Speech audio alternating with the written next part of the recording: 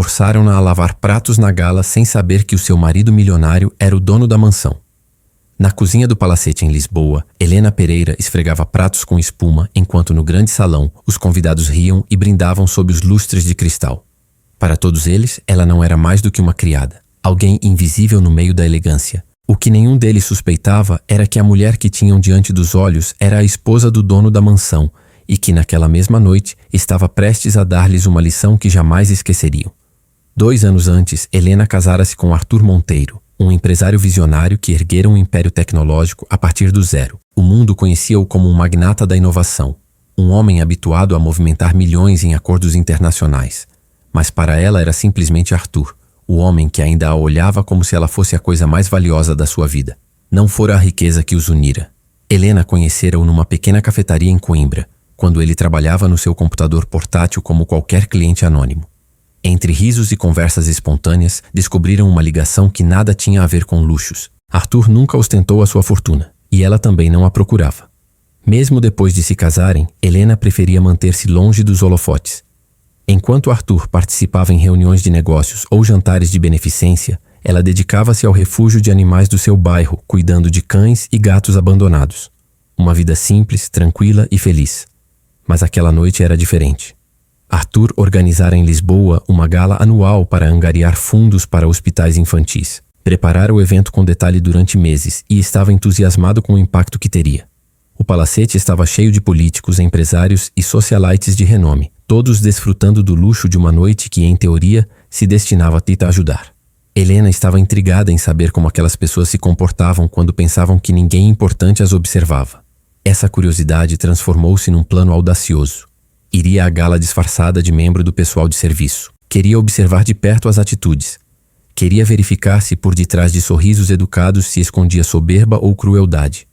Pediu emprestado um uniforme preto à governanta, apanhou o cabelo castanho claro num coque baixo e reduziu a maquilhagem ao mínimo. Em frente ao espelho, mal se reconheceu. Com aquela imagem e uma bandeja na mão, ninguém a distinguiria dos restantes empregados. Arthur ainda não tinha chegado. Estava preso numa reunião de última hora com investidores. Isso dava a Helena a oportunidade perfeita para levar a cabo a sua experiência sem levantar suspeitas. Entrou pela porta de serviço e ninguém questionou a sua presença. Todos na cozinha estavam muito ocupados a organizar copos e tabuleiros com canapés. Ela pegou numa bandeja com taças de champanhe e dirigiu-se ao salão principal. O salão principal era um espetáculo de opulência. Cortinas de veludo carmesim desciam do teto alto. O chão de mármore polido refletia a luz dos candelabros, e a música clássica tocada por um quarteto de cordas preenchia o ar. Helena sentiu um orgulho discreto por aquele ser o seu lar, mas rapidamente conteve a emoção, focando-se no seu papel. Com um sorriso subtil, começou a circular entre os convidados. No centro das atenções movia-se Beatrice Gouveia, a organizadora do evento e autoproclamada rainha das galas de beneficência de Lisboa. Imponente, com um vestido dourado que cintilava a cada passo, não demorou a fixar o seu olhar crítico em Helena. Ao seu lado, Elara Vasconcelos, conhecida nas colunas sociais mais por seus casamentos vantajosos do que por qualquer mérito próprio, ria de forma estridente de um comentário qualquer. Helena aproximou-se do grupo com a sua bandeja. Elara pegou numa taça sem sequer olhar para ela, mas Beatrice fê-lo. Você, disse com um tom de quem se dirige a um objeto. É nova aqui, não é? Espero que seja mais eficiente que os outros. Este evento tem de ser perfeito. Helena afastou-se, mergulhando na corrente de convidados. A sua presença era invisível, tal como previra. Ela era um móvel, um suporte ambulante para taças de champanhe. Os fragmentos de conversas que captava eram um festival de superficialidade. Homens de ternos caros discutiam fusões aquisitivas como se falassem de um jogo de xadrez, enquanto as mulheres comentavam vestidos, joias e férias em Saint-Tropez com uma gravidade ridícula. Ninguém mencionava as crianças, os hospitais, o verdadeiro propósito daquela noite. Era como se a causa fosse um acessório incômodo, necessário apenas para justificar a ostentação.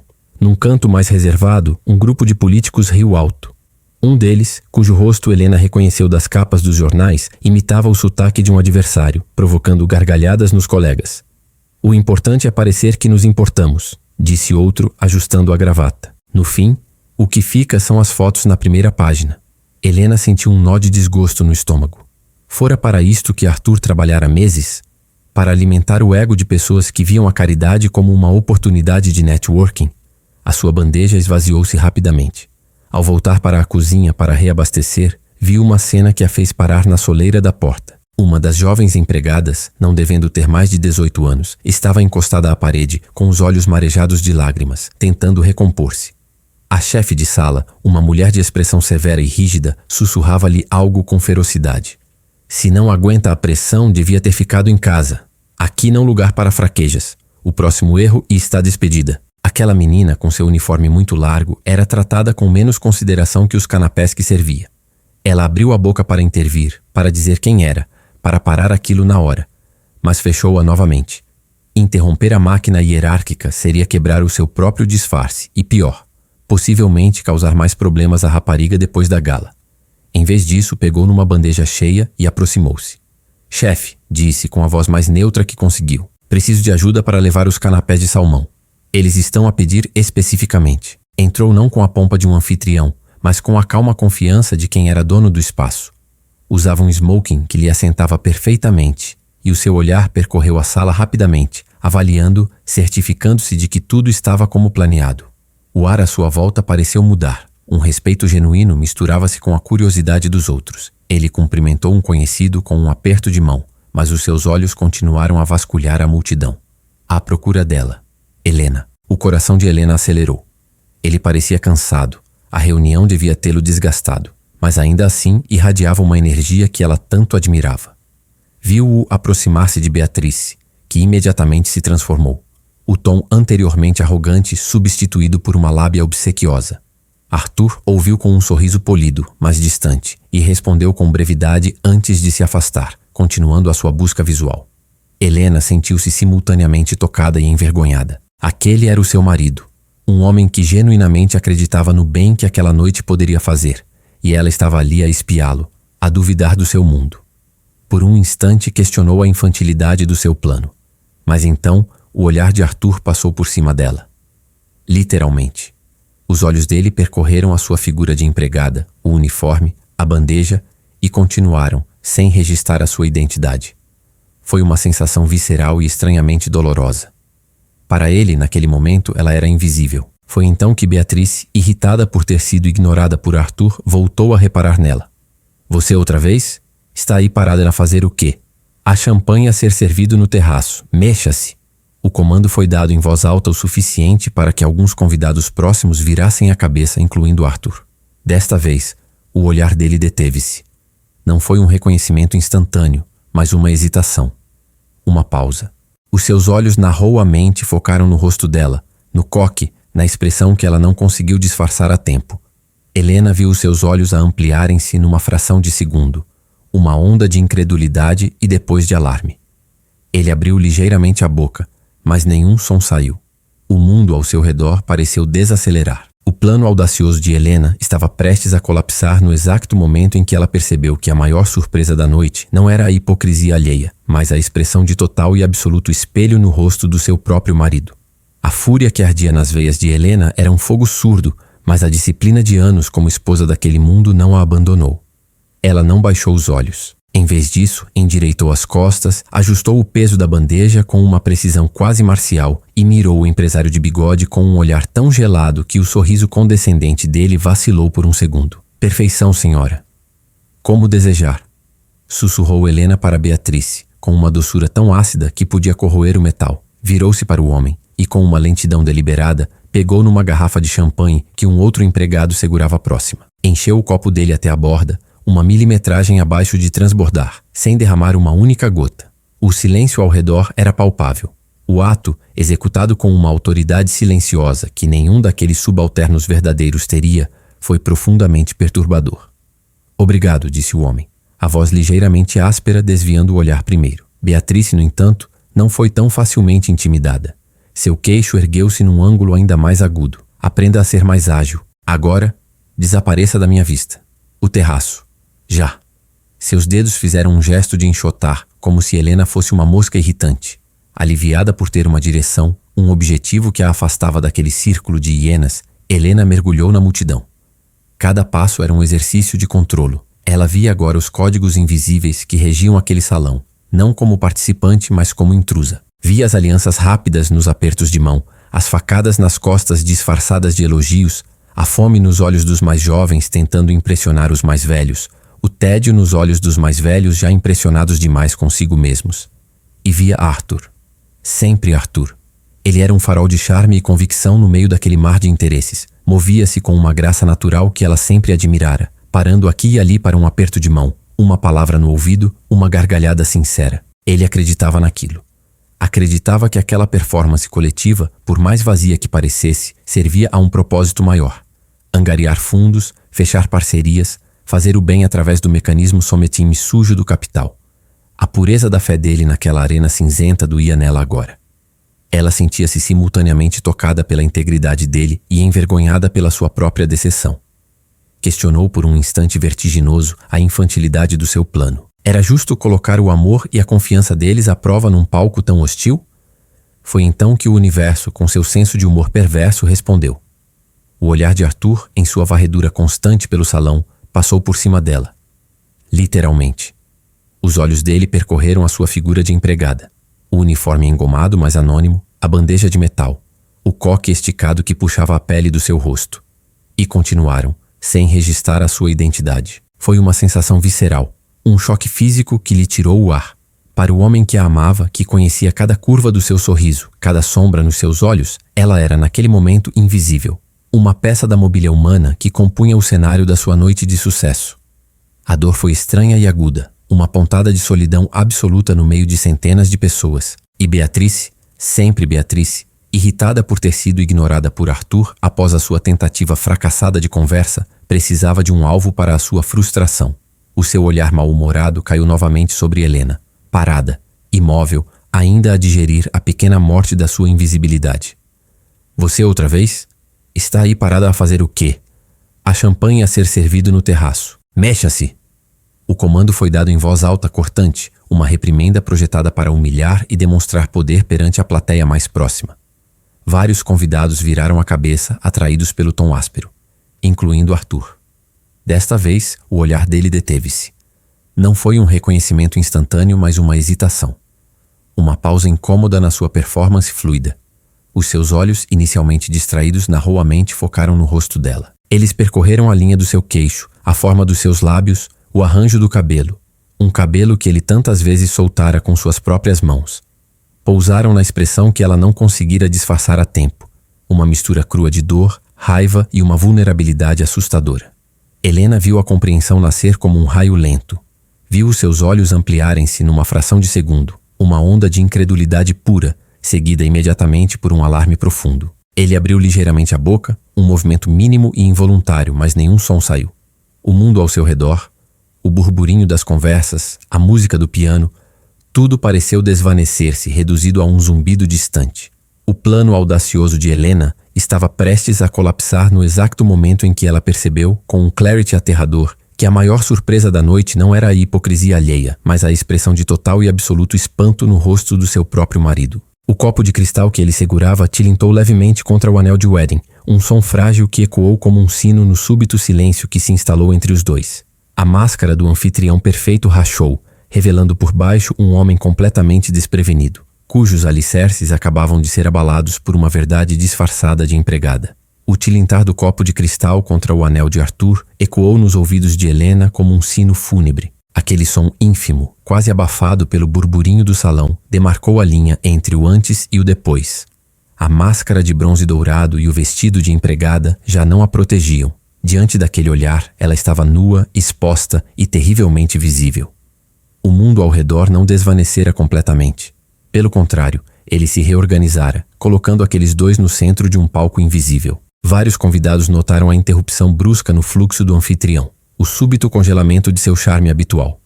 Arthur parecia ter sido desligado da realidade, seus circuitos internos em curto, fumegando com a sobrecarga de uma informação impossível. Seus lábios se moveram novamente, sem som, formando uma única palavra silenciosa, um fantasma de um nome que ele não ousava vocalizar: Helena. Foi Beatrice quem quebrou o feitiço, sua voz um estalo de irritação no ar estático. Arthur, querido, o Sr. Almeida está esperando para te cumprimentar. Estás bem? Pareces ter visto um fantasma. Ela pousou uma mão possessiva em seu braço, um gesto que fez Helena estremecer por dentro. O toque pareceu religar Arthur. Ele piscou, violentamente, sacudindo a cabeça como se emergisse de águas profundas. A máscara do anfitrião tentou se recolocar, mas estava fraturada, descentrada. Um tremor quase imperceptível percorreu sua mão antes que ele afirmasse baixando o copo. "Um momento, Beatrice", disse ele, a voz um pouco rouca, deslocada. "Só um momento." O plano não tinha colapsado. Ele tinha simplesmente entrado numa fase completamente nova e imprevisível. A fuga não era uma opção. Era uma necessidade estratégica. Virou-se subitamente, as costas para ele, e mergulhou na multidão. Não com a passagem servil de antes, mas com a determinação abrupta de um animal acuado. "Espera." A voz de Arthur cortou o ar, mais alta do que a etiqueta permitia, carregada de uma urgência que fez várias cabeças se virarem curiosas. Helena não esperou. Sua visão estava turva por lágrimas de raiva e adrenalina que ela se recusava a derramar. Abriu caminho, desviando de fraques e vestidos de seda, seu coração martelando contra as costelas como um pássaro enjaulado. Precisava de ar, de solidão, de um segundo para recalibrar uma realidade que tinha saído violentamente dos trilhos. A expressão de absoluto espanto no rosto de Arthur era uma vitória envenenada. Ele não sabia. Ele genuinamente não sabia que era ela. E essa revelação era mais destabilizante do que qualquer desprezo que ela pudesse ter imaginado. Enquanto se afastava do grupo de Beatrice, sentindo os olhares de desdém nas suas costas, Helena cruzou-se com um jovem empregado de mesa, talvez pouco mais velho que 20 anos. Ele arrumava copos numa mesa próxima com uma rapidez nervosa. Ao ver a expressão de Helena, não mais a máscara neutra de uma serva, mas o rosto despedaçado de uma mulher em fuga, o rapaz ofereceu-lhe um sorriso solidário. "Não ligue", sussurrou ele. "São sempre assim. Tratam-nos como se fôssemos invisíveis até precisarem de algo." A sua gentileza inesperada foi como um bálsamo na queimadura da humilhação pública e do caos privado. Naquele instante, ele não era apenas um empregado. Era um aliado, um farol de humanidade num mar de arrogância. "Por que continuas a fazer isto?" perguntou Helena em voz baixa, genuinamente curiosa, sua voz ainda trêmula. A pergunta era para ele, mas também para si mesma. Por que ela estava ali? O que a motivava a suportar aquilo tudo? "Preciso do dinheiro para a faculdade", confessou ele, encolhendo os ombros com uma resignação que parecia velha demais para seu rosto jovem. "Quero ser arquiteto. Por enquanto, é isto que me ajuda a pagar as contas e a sonhar." Ele olhou para as mãos que seguravam os copos, instrumentos de um trabalho temporário, e Helena viu nelas não servidão, mas perseverança. A confissão do rapaz de nome Léo deu a Helena uma nova perspectiva. A humilhação que sentia não era apenas sobre ela. Era sobre pessoas como Léo, jovens cheios de sonhos que eram forçados a suportar o desprezo da elite para sobreviver. Era sobre todas as invisíveis, as que serviam champanhe com sorrisos falsos enquanto eram tratadas como móveis animados. Sua farsa pessoal, seu desejo de vingança íntima, de repente ganhava uma dimensão coletiva que ela não havia antecipado. "Obrigada, Léo", disse ela. E o agradecimento era por muito mais do que as palavras de conforto. Ele acenou com a cabeça, entendendo talvez mais do que poderia expressar, e seguiu com seu tabuleiro, desaparecendo entre os convidados, outro soldado anônimo naquela guerra silenciosa de classes. Helena parou atrás de uma coluna, ofegante. Encostou a testa fria contra o mármore suave, fechando os olhos. Podia sentir o peso do olhar de Arthur a procurá-la pela sala, um farol de alarme varrendo a multidão. A verdade agora estava fora da caixa. Ele sabia. A questão era, o que ele faria com esse conhecimento? E mais importante, o que ela faria? O jogo tinha mudado. Já não se tratava de observar Hidden. Tratava-se de sobreviver à tempestade que ela mesma desencadeara e talvez no processo encontrar uma razão para aquilo tudo que fosse maior do que sua própria dor egoísta. A semente daquela nova consciência, plantada pela gentileza de um estranho, começava a rachar o solo duro de sua própria raiva. O silêncio instalou-se à sua volta. Alguns convidados pararam de conversar para observar a cena, claramente divertidos com o confronto. Helena sentiu o rubor subir do pescoço ao rosto, uma queimadura de vergonha e fúria contida. Cada olhar era um alfinete, cada sussurro abafado uma agulha, mas no centro do furacão ela encontrou uma calma estranha, a mesma que a havia invadido após a conversa com Léo. Aquela humilhação não era só sua.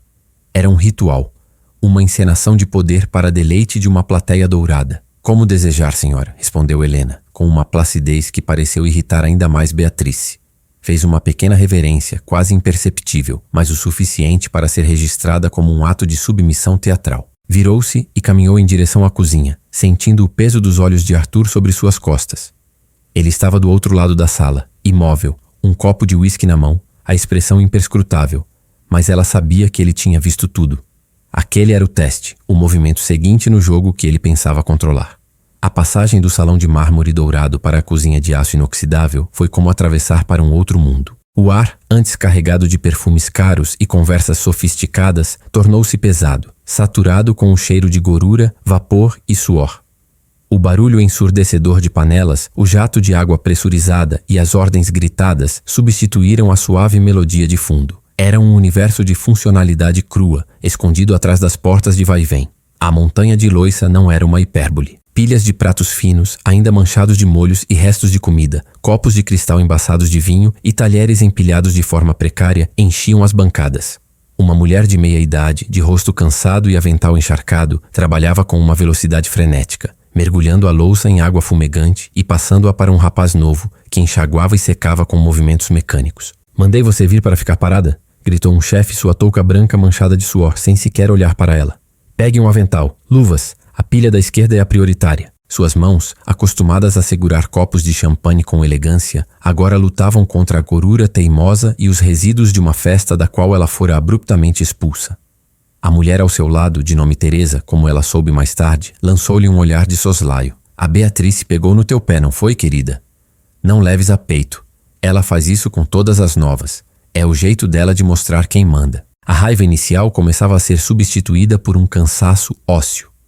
Mas à medida que trabalhava, uma nova percepção se formava. Aquela cozinha era o coração real daquela casa, o motor que permitia a ilusão de perfeição e leveza do salão. E as pessoas dali, suadas, correndo, eram tão invisíveis quanto ela, mas sua solidariedade era visceral, feita de olhares de cumplicidade e de um café rápido tomado num canto. Foi então que a porta de vai-vem se abriu e Léo entrou, carregando uma bandeja vazia. Seus olhos encontraram os de Helena e se arregalaram de surpresa. Um rápido sorriso de apoio, quase imperceptível, cruzou seu rosto antes que ele se virasse para depositar a bandeja. "Precisam de mais alguém para a frente?", perguntou ele ao chefe. "Está ficando complicado." Inclinando-se, sussurrou rápido por baixo do barulho da água. "O Arthur está à tua procura. Parece preocupado. Ou furioso. Difícil dizer. Não foi Beatriz quem apareceu, nem outro empregado. Foi Arthur." Ele parou no vão da porta, seu smoking impecável uma mancha de escuridão e elegância naquele cenário de labuta caótica. O silêncio desceu sobre a cozinha como um corte. O chefe baixou o fogo do fogão. O jato de água foi desligado.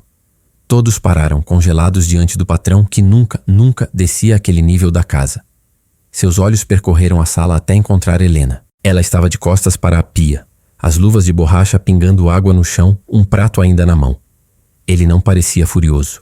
Parecia perturbado, profundamente perturbado. A máscara de desinteresse aristocrático tinha rachado e por trás dela havia uma tensão visível, uma incredulidade dolorosa.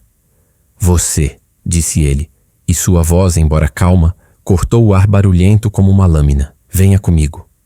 Agora." Era uma ordem, mas carregada de uma urgência que transcendia a hierarquia da casa. Todos os olhos estavam fixos nela. Teresa puxou-lhe discretamente a manga do vestido, um gesto de alerta. Helena tirou as luvas de borracha, uma de cada vez, com uma lentidão deliberada. Depositou-as na bancada, depois o prato. Desatou o avental e colocou-o sobre um banco. Cada movimento era calculado, um esforço consciente para manter a dignidade que lhe tentavam roubar. Sem apressar o passo, ela caminhou em direção a ele. Ao passar pelo chefe, este baixou os olhos, subitamente interessado em uma panela. Arthur manteve-se imóvel, abrindo a porta para ela passar. Helena cruzou o limiar, sentindo a transição do calor opressivo da cozinha para o ar-condicionado do corredor de serviço. A porta fechou-se atrás deles, abafando de volta o som do trabalho, isolando-os num silêncio pesado e elétrico. Ele não a olhava. Fitava um ponto na parede vazia, a mandíbula tensionada. Finalmente respirou fundo e se virou para ela. Seus olhos, agora tão próximos, procuravam os dela, vasculhando cada detalhe do seu rosto, procurando a verdade sob os restos de maquilhagem e o cansaço. "Quem é você?", perguntou ele, e a voz dele já não era a de um patrão adressing uma empregada. Era a de um homem cujo mundo tinha sido virado de cabeça para baixo, dirigindo-se a um fantasma do seu passado. A pergunta ecoou no corredor vazio, carregada de todas as implicações que iam muito além de um nome. O ar na cozinha era uma mistura pesada de gordura, vapor e tensão reprimida. Com um suspiro resignado, Helena dirigiu-se à pia. A pilha de pratos sujos era de fato monumental. Um monumento à festa da qual ela fora excluída. Arregaçou as mangas do uniforme, revelando os pulsos finos, e começou a tarefa, sentindo a água escaldante e o detergente áspero a agredir-lhe a pele já ressecada. Cada mergulho das mãos na água suja era um pequeno castigo, uma humilhação calculada. Da pequena janela de serviço, conseguia ver um recorte do salão, as luzes baixas dos candelabros, os sorrisos reluzentes e a opulência silenciosa dos ricos. Sentia-se a um mundo de distância, não apenas física, mas existencial. Foi então que a porta da cozinha se abriu com um impulso desequilibrado. Elara Vasconcelos entrou, cambaleando ligeiramente, o corpo moldado por um vestido de seda que custava mais do que o salário anual de Helena. Na mão, segurava uma taça de champanhe pela haste, como um cetro. Seu olhar vidrado percorreu o ambiente suado até encontrar Helena, de costas para a porta, os ombros tensos sobre a pia. Ao vê-la imersa na espuma e na louça suja, Elara soltou uma gargalhada alta, estridente, que cortou o ruído de fundo da cozinha como vidro partido. Ora, vejam só, ela anunciou dirigindo-se a ninguém em particular, mas para que todos ouvissem. A empregadinha foi despromovida a lavadora de pratos. Que cena patética! Deve ser o destino inevitável das pessoas sem talento nem ambição. Um lugar adequado, não acham? O cansaço, a raiva e uma ponta de pena por aquela mulher tão vazia lutavam dentro dela. O seu autocontrolo, já tão desgastado pela noite, estava a um fio de se esgotar completamente. O trabalho honesto nunca é patético, senhora, respondeu sua voz surpreendentemente estável, um contraste gritante com a risada vacilante de Elara. A frieza da resposta pareceu irritar a socialite ainda mais do que uma reação explosiva. Honesto, mas miserável, cuspiu Elara, aproximando-se um passo, o perfume caro dela colidindo com o cheiro de comida rançosa. É isto. Este é o máximo que alguma vez alcançará na vida. Esfregar a sujeira dos outros. Deve ser genético. Helena sentiu as palavras de Elara ecoarem de uma forma estranhamente familiar, tocando em uma ferida antiga que ela pensava estar cicatrizada. Ela não estava ali por falta de ambição. Estava ali por uma razão. E aquela mulher frívola, com sua crueldade barata, era um obstáculo insignificante no seu caminho. Em vez de revidar, Helena mergulhou as mãos novamente na água, pescando um prato manchado de molho. Esfregou-o com uma lentidão deliberada, quase cerimonial, ignorando a presença de Elara como se ela fosse um mosquito irritante. O silêncio ativo, a recusa em engajar, foi mais potente que qualquer insulto. Está a ignorar-me? Elara disse, sua voz subindo de tom, a arrogância dando lugar à irritação de ser tratada como irrelevante. Acha que é melhor do que isto? Melhor do que eu? Olhe para si. Está coberta de gordura e água suja. Desta vez não foi uma entrada teatral, mas uma presença que preencheu instantaneamente o espaço. Arthur. Ele não parecia furioso. Parecia perturbado. Profundamente perturbado. A máscara de desinteresse aristocrático tinha rachado, e por trás dela havia uma tensão visível, uma incredulidade dolorosa. Seus olhos, ignorando completamente Elara, estavam fixos em Helena, no prato que ela segurava com mãos vermelhas pela água quente. Você, disse ele, e sua voz, embora calma, cortou o ar barulhento como uma lâmina. Venha comigo. Agora. Cada movimento era calculado, um esforço consciente para manter a dignidade que lhe tentavam roubar. Ao passar por Elara, que parecia ter sido transformada em um móvel caro e esquecido, Helena não lhe dirigiu um olhar sequer. Sem apressar o passo, ela caminhou em direção a ele. Ao passar pelo chefe, este baixou os olhos, subitamente interessado em uma panela. Arthur manteve-se imóvel, abrindo a porta para ela passar. Helena cruzou o limiar, sentindo a transição abrupta do calor opressivo da cozinha para o ar-condicionado gelado do corredor de serviço. A porta fechou-se atrás deles, abafando de volta o som do trabalho, isolando-os num silêncio pesado e elétrico. Ele não a olhava. Fitava um ponto na parede vazia, a mandíbula tensionada, como se lutasse para compor uma realidade que não desmoronasse. Finalmente respirou fundo e se virou para ela. Seus olhos, agora tão próximos, procuravam os dela, vasculhando cada detalhe do seu rosto, procurando a verdade sob os restos de maquilhagem e o cansaço. Quem é você? Perguntou ele, e a voz dele já não era a de um patrão a dirigir-se a uma empregada. Era a de um homem cujo mundo tinha sido virado de cabeça para baixo, dirigindo-se a um fantasma do seu passado. A pergunta ecoou no corredor vazio, carregada de todas as implicações que iam muito além de um nome. O silêncio entre eles no corredor de serviço era espesso, carregado de uma tensão que parecia distorcer o próprio ar. A pergunta dele, quem é você? Pairou como uma espada suspensa. Helena sentiu o chão ceder levemente sob seus pés. A maquiagem que ela tão cuidadosamente aplicara agora sentia-se como uma máscara de gesso, rachando sob o peso do seu olhar. Antes que ela pudesse articular qualquer som, uma mentira, uma meia-verdade, um fragmento de uma história que não era mais a sua, o momento foi brutalmente interrompido. A porta da cozinha abriu-se de repente, não com o ímpeto contido de Arthur, mas com a força brusca de alguém que não se importa com o que encontra do outro lado. Foi Beatriz quem irrompeu, seu vestido de seda vermelha uma mancha ofensiva de cor naquele corredor sombrio e utilitário. Seus olhos, inicialmente arregalados pela curiosidade mórbida, estreitaram-se ao ver a cena. Arthur, o anfitrião, o sol around do qual todos os planetas daquela casa giravam, parado a centímetros de uma empregada, sua expressão um turbilhão de confusão e algo mais profundo, quase doloroso. Arthur, querido, aí estás tu, ela exclamou. Sua voz um falsete calculado que soou grotesco naquele espaço. Estamos todos à tua procura. O que se passa neste lugar? A última palavra foi dita com um desdém que poderia congelar o fogo. Seu olhar deslizou sobre Helena, um exame rápido e desinteressado, como se visse uma mancha na parede. Mas o dano estava feito. A intrusão de Beatriz foi como um balde de água gelada. A expressão de Arthur fechou-se instantaneamente. Os músculos faciais, que há segundos estavam relaxados na vulnerabilidade do choque, contraíram-se na máscara impassível do proprietário da mansão. O homem que procurava um fantasma recuou, e em seu lugar ergueu-se o Sr. Montenegro. Ele deu um passo para trás, criando uma distância física que era também um abismo social. Nada de importância, Beatriz, disse, sua voz agora lisa e controlada, o mesmo tom que usava para discutir o preço de ações no telefone. Apenas um mal-entendido doméstico. Já está resolvido. Ela tinha sido reduzida a um incômodo trivial. Um contratempo na engrenagem perfeitamente lubrificada de sua casa. A dignidade que ela tão meticulosamente havia preservado na cozinha ameaçou desmoronar ali, naquele corredor frio. Foi então que os passos se multiplicaram. A voz inconfundível, firme e carregada de uma autoridade natural que não precisava se elevar para se impor, cortou o ar desde a entrada do salão principal, sobrepondo-se à música e aos murmúrios. Com licença, alguém viu a minha esposa? Procuro por Helena. Beatriz e Elara, que tinham seguido Elara até a cozinha para se divertirem com a cena, trocaram um olhar confuso e repentinamente alarmado. A esposa dele? Murmurou Beatriz, franzindo o sobrolho num esforço genuíno de compreensão. Não há nenhuma convidada com o nome Helena nesta lista. Isto é um absurdo. A sua chegada iminente pairava no ar.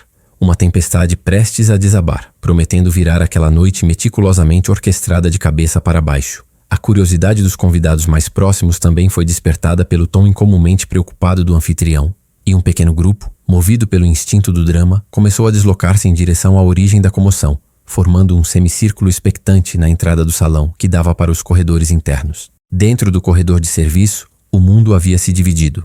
O Arthur, que estava com Helena, pálido, tenso, com o mundo desmoronando sob seus pés, ouviu a voz do outro Arthur, confiante, demandante, dono de tudo aquilo.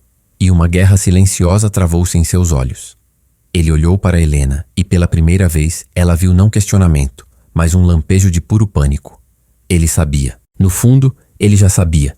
E a chegada do seu outro eu era a confirmação de um pesadelo que ele não estava preparado para enfrentar.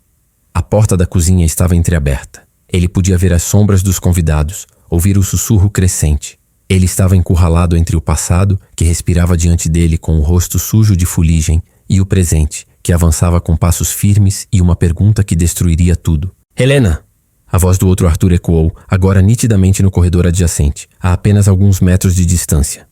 Alguém? Não faças um só som. Quando Arthur Monteiro apareceu à porta da cozinha, o seu olhar varreu o local e fixou-se na sua esposa de uniforme, com as mãos mergulhadas na água com sabão. A sua expressão passou da preocupação à mais pura incredulidade, e depois a uma fúria gelada. Helena? O que raio estás a fazer aqui vestida assim? Ela ofereceu-lhe um sorriso cansado, um reflexo treinado de serenidade que não alcançou os seus olhos. Olá, querido. Estava apenas a conhecer melhor os nossos convidados. A voz soou estranha aos seus próprios ouvidos, uma melodia artificial num ambiente de caos. A compreensão aguda e cortante brilhou nos olhos de Arthur.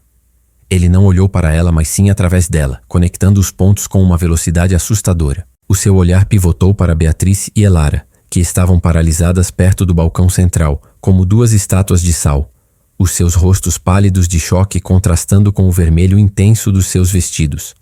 A massa informe de convidados amontoados na entrada era apenas um pano de fundo borrado para o foco da sua ira. Com uma voz baixa e perigosamente calma, uma lâmina afiada envolta em veludo, ele perguntou: "Estão a dizer-me que a minha esposa, a dona desta casa, foi obrigada a lavar pratos na sua própria cozinha?" Da porta começaram a surgir os rostos curiosos de vários convidados, atraídos pelo drama que se desenrolava, os seus olhos ávidos captando cada detalhe.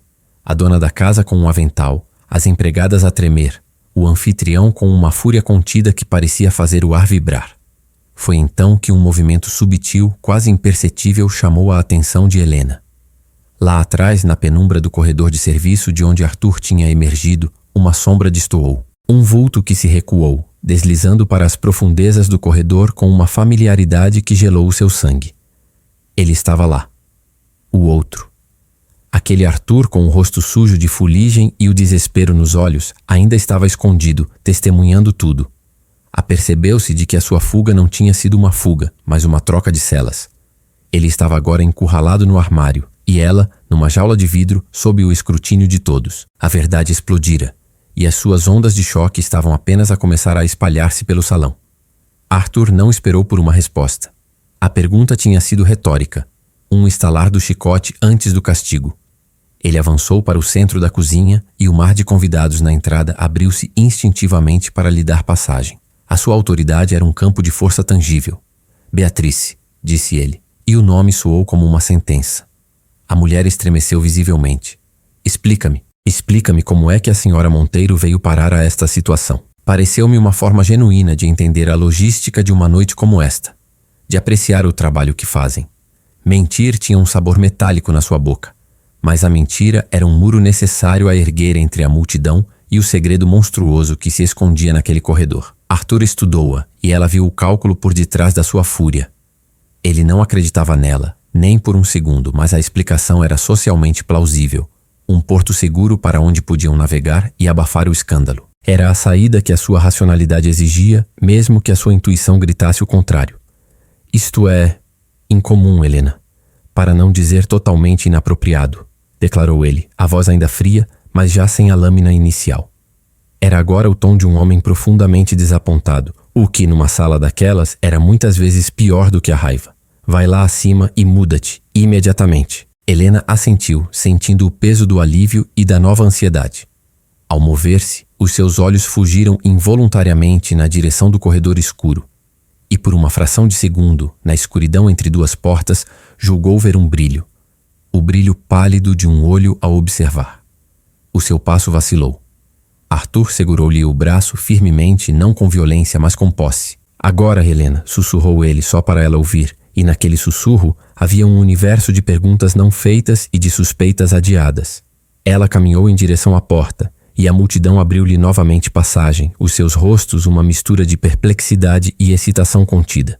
O espetáculo principal tinha terminado, mas o sabor acre do desconforto permanecia no ar. Enquanto se afastava da cozinha, das empregadas aliviadas e do marido que tentava recompor o seu mundo desalinhado, Helena só conseguia pensar na escuridão abafada do armário de limpeza e no homem que lá estava preso. A verdadeira comoção não estava no salão, mas trancada a poucos metros de distância, e as suas ondas de choque ainda não tinham começado a propagar-se. O silêncio que se seguiu à declaração de Arthur foi pesado e absoluto, cortado apenas pelo som abafado da música que ainda vinha do salão principal. A expressão de Elara desmontou-se por completo, a máscara de superioridade desmanchando-se em puro pavor. O marido, um homem baixo e de bigode fino que até então se mantivera discretamente afastado, empalideceu de tal forma que parecia prestes a desfalecer. Ele abriu a boca para protestar, mas um único olhar gelado de Arthur calou-o instantaneamente. "Mas, Arthur, por favor, é um mal-entendido." Elara gaguejou. A voz perdeu toda a afetação anterior, tornando-se áspera e desesperada. Arthur ignorou-a completamente. Virou-se para Beatrice, cujo rosto estava manchado de lágrimas silenciosas. "Quanto a você, Beatrice, a sua eficiência é reconhecida, mas a falta de discernimento não pode ser tolerada. Você está dispensada das suas funções esta noite. Deixe as suas instruções com a segunda copeira e retire-se." Ele não disse mais uma palavra, mas a sua ação falara por si. Era uma exibição de poder puro e calculista. Ele reafirmara o lugar de Helena, destruíra uma rival e demovera uma funcionária, tudo com uma frieza que deixou todos a tremer. Enquanto caminhavam em direção à escadaria principal, Helena sentia as centenas de olhos sobre ela, mas agora o olhar era diferente. Não era mais o escrutínio curioso dirigido a uma intrusa, mas o respeito temeroso direcionado a uma figura de autoridade inesperada. O episódio na cozinha não a diminuíra. Paradoxalmente, elevara a um status quase mítico. Ela era a mulher que se infiltrara na própria festa, que fora humilhada e que no final fora vindicada de forma espetacular pelo marido. Subiram os degraus em silêncio. A mão de Arthur na dela já não era um gesto de posse, mas uma âncora, um ponto de contato único num mundo que tinha virado de cabeça para baixo em questão de minutos. O ruído da festa ressurgiu à medida que se distanciavam do local do conflito, um murmúrio festivo que soava grotescamente normal. Ao chegarem ao patamar superior, longe dos olhares curiosos, Arthur soltou a sua mão. Ele não a olhava, mas observava o corredor vazio à sua frente, o perfil rigoroso como talhado em granite. Vá se vestir, disse ele, a voz finalmente mostrando uma rachadura de cansaço. Use o vestido azul celeste. O que escolhi para você? O assunto do armário estava encerrado, pelo menos para ele. Aquele era o acordo tácito. Ele a salvara do escândalo público e, em troca, ela enterraria a sua verdade monstruosa pelo menos por esta noite. Entendido, sussurrou ela. Ele seguiu o caminho, descendo as escadas para retornar à sua festa, para recompor a narrativa, para ser novamente o mestre absoluto daquele universo. Helena ficou parada, ouvindo os seus passos se afastarem até se perderem no som da orquestra. Sozinha, o peso daquela troca afundou sobre os seus ombros. Ela tinha saído daquela situação, mas a um custo terrível. A verdade estava trancada num armário escuro, e ela tinha acabado de prometer não a libertar. Caminhou até o seu quarto, a sensação do olho na escuridão a queimar a sua nuca. Ao entrar, fechou a porta e encostou-se a ela, as pernas fracas. O quarto era vasto e luxuoso, imaculadamente arrumado, um santuário de ordem que lhe parecia agora completamente estranho. O vestido azul celeste estava pousado na cama, envolto em plástico, esperando por ela. Era lindo, cruelmente belo. Um traje para uma performance.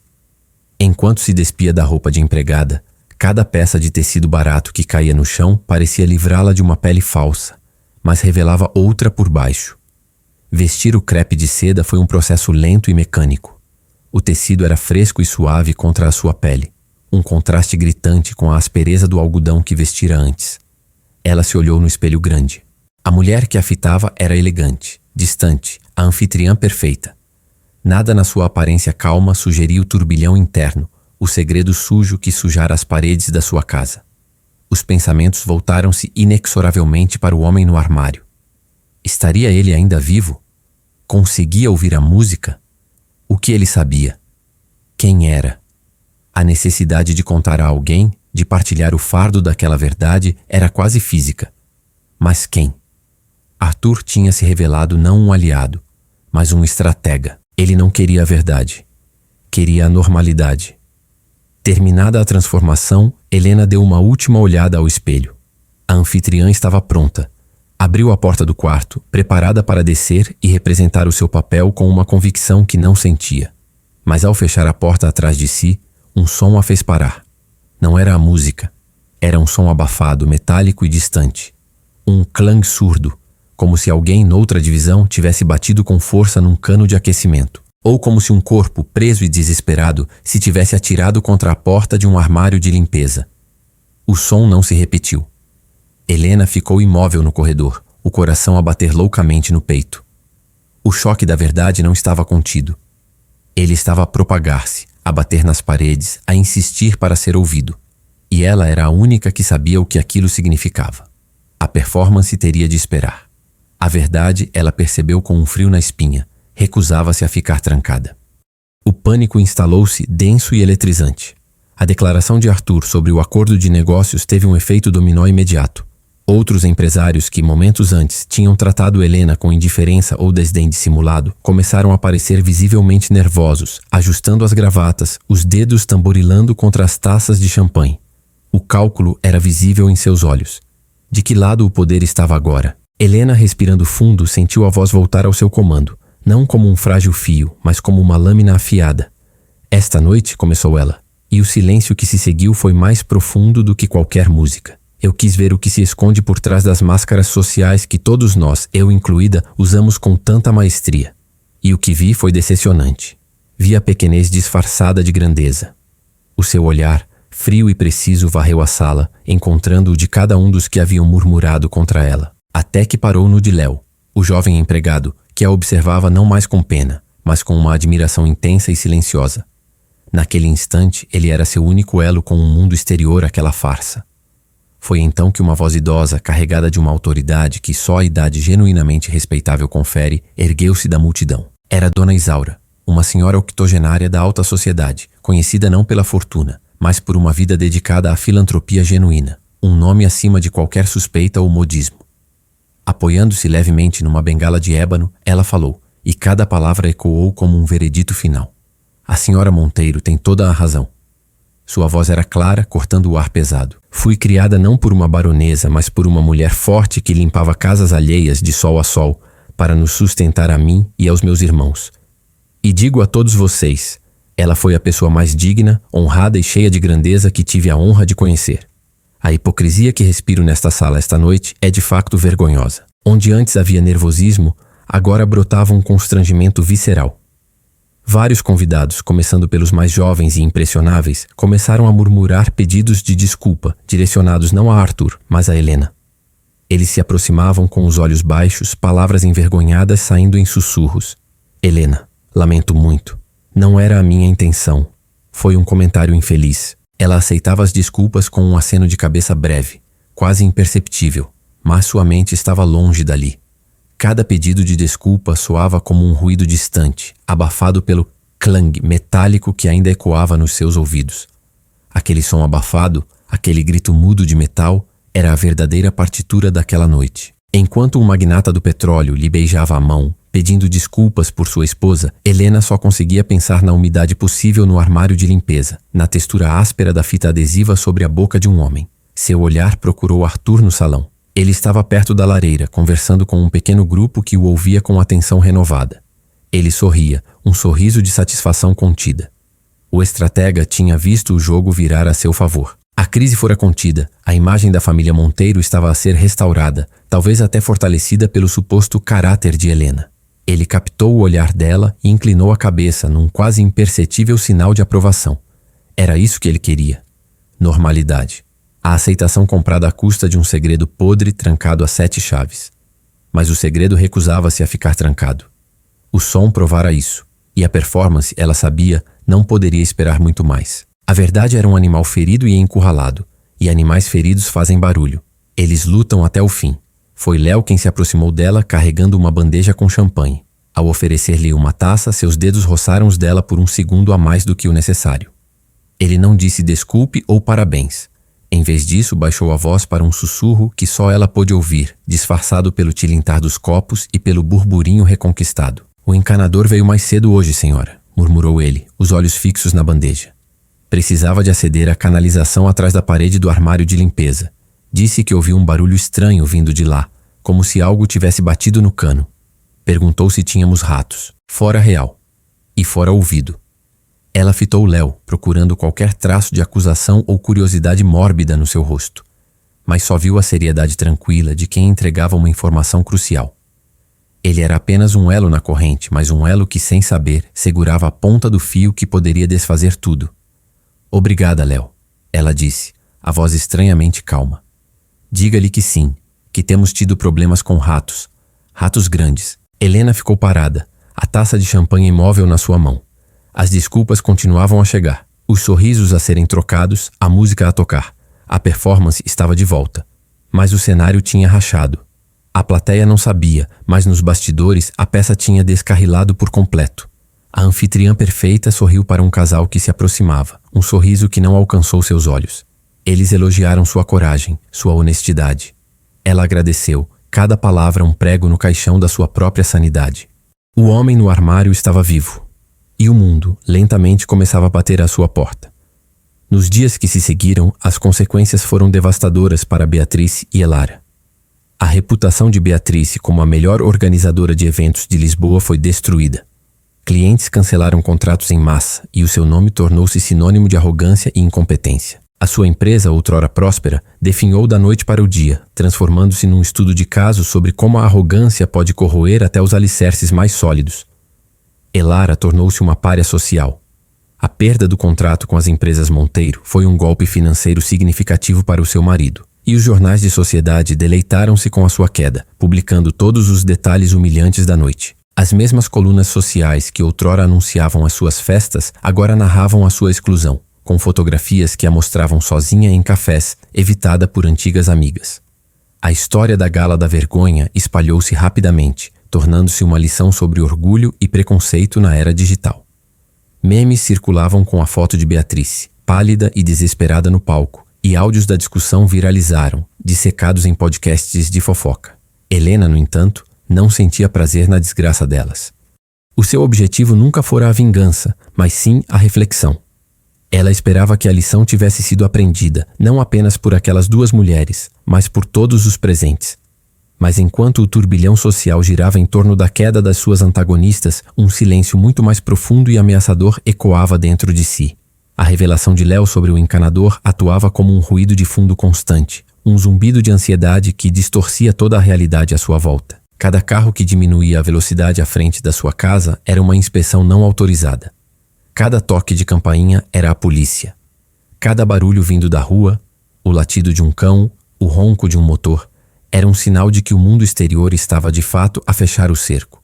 A sua vitória social parecia agora uma piada de mau gosto, um triunfo efêmero num tabuleiro de xadrez enquanto um incêndio consumia a sala. O medo era um animal vivo que ela alimentava diariamente com suas idas ao armário de limpeza.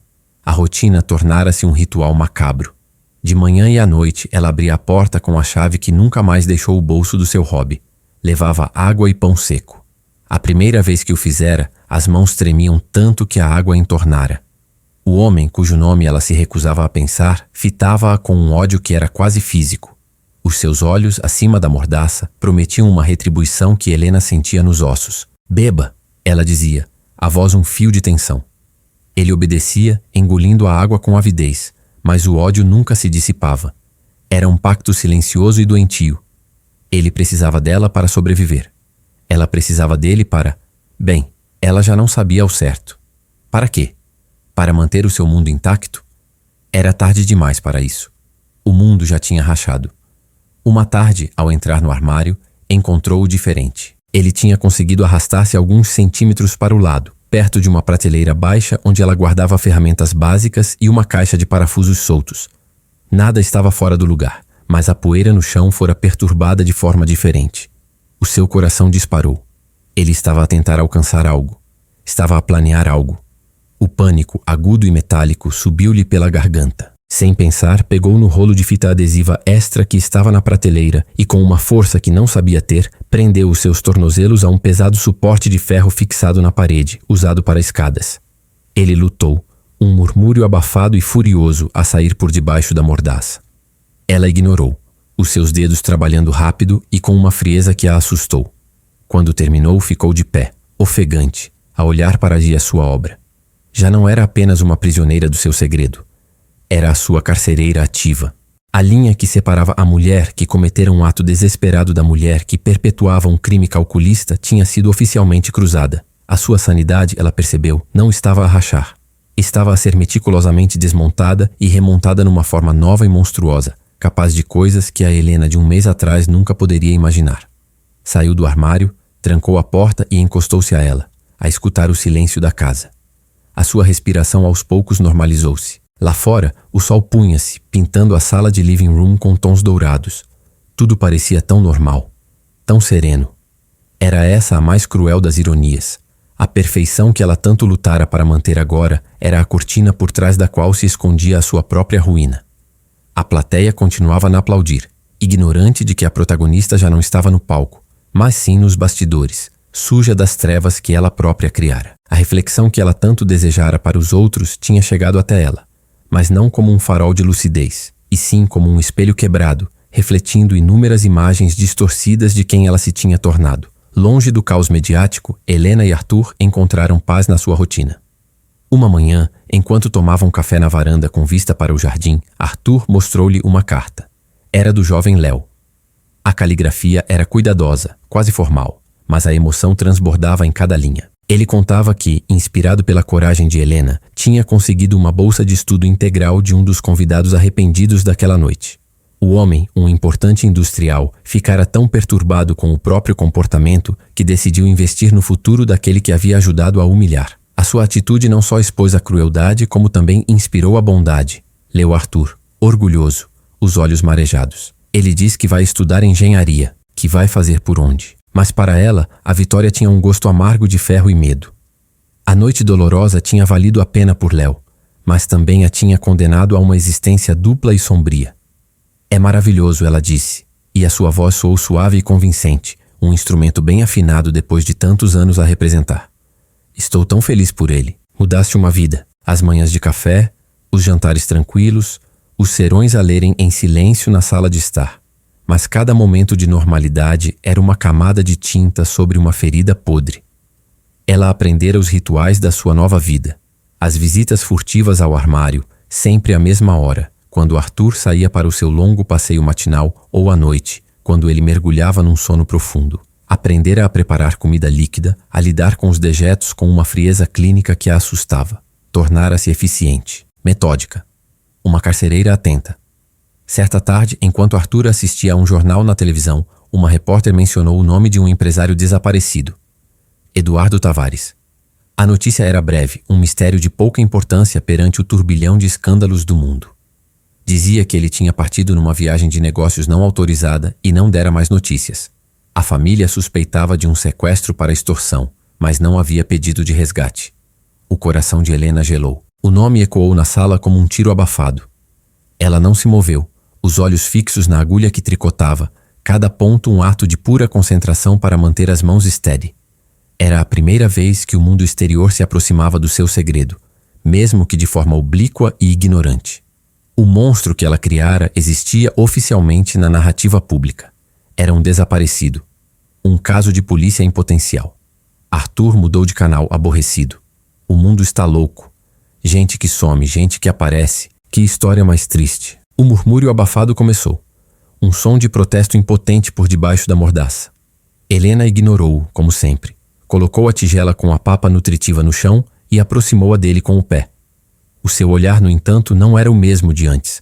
A notícia na televisão mudara algo. Ele já não era apenas a sua culpa personificada, o seu segredo horrível. Agora, ele era Eduardo Tavares. Um nome.